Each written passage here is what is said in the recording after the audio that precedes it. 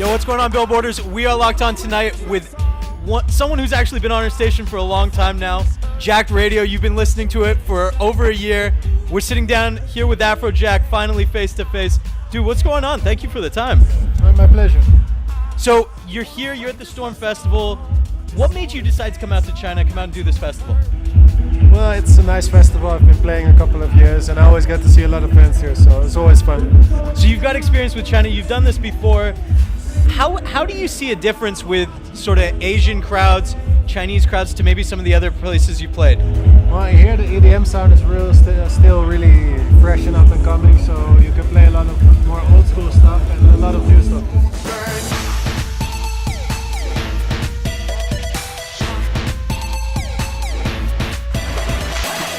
Which is great. I mean, we really love EDM out here. We love having great artists come out.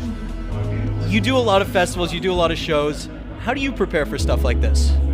I just do what I do, I do this for fun. It's still like my hobby, my passion. So I just make the music I want to make and I play it the way I want to play. So when you do this stuff, is it all pre-planned? Like, do you know what you're going to do, or are you doing it totally off the cuff?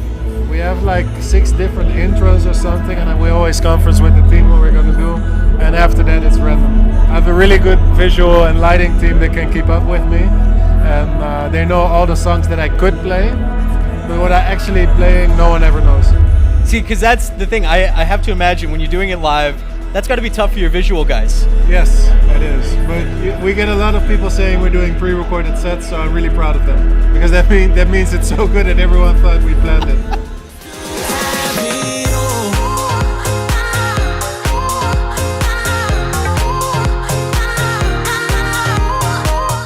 Ask you this, you've been DJing for what, about 15 years now, give or take. You're in your 20s, you've been DJing since you were a teenager. It's been a long time.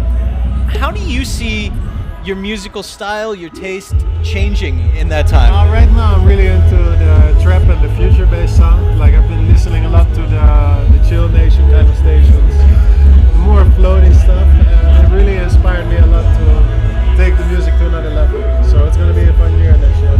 Is that something you see being expressed in the music you produce as well? Yeah, definitely. It already is. Like, the new stuff that I'm working in is like way more spacey and weird. I don't really know how to describe it, but you'll hear it when it's there. Your debut album came out 2 years ago, Forget the World. Are we going to be seeing a new album anytime soon? I'm working on something. Yeah? I'm working on something. So what do you think, like this year? I'm working on something. You're working on something? Okay. I'm working on something. All right, that's all we're going to get.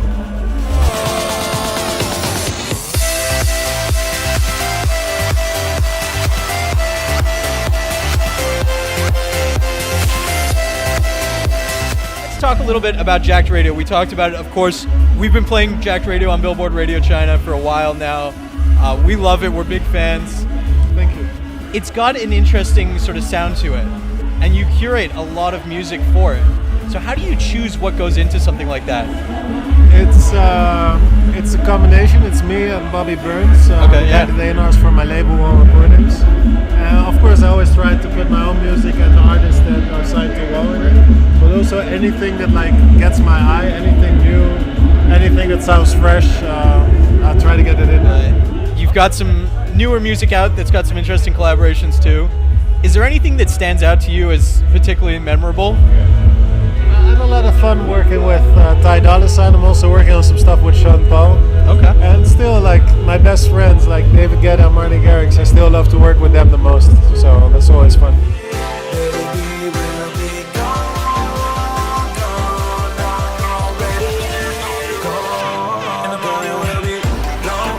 So we talked a little bit about people you've worked with. Anyone you haven't worked with yet that you want to? I don't know. No, I'm quite happy where I am. Maybe one day something with Katy Perry will be fun. Or Missy Elliott will be dope. That would be sick. That would be sick. I think you guys have an interesting sort of comparative style. Yeah, it's like the weird hip-hop-y style, the bouncy stuff, the dancing stuff. Last one, big one, of course. What's next for you? What's coming up 2017? I have a lot of new singles coming out. Yeah. We're starting off the first one the 6th of January on my own label, which is a full-on trap record. Wow. And, I have a couple of more records coming out in January and February. I think I'm releasing like 10 or 20 songs next year, so it's going to be fun. Wow. Yeah. That's going to be amazing. Well, dude, I know you got to go up there. You got to get on stage. I gotta go Good to luck, my- break a leg and all Thank that. you very much. Thank you for the time.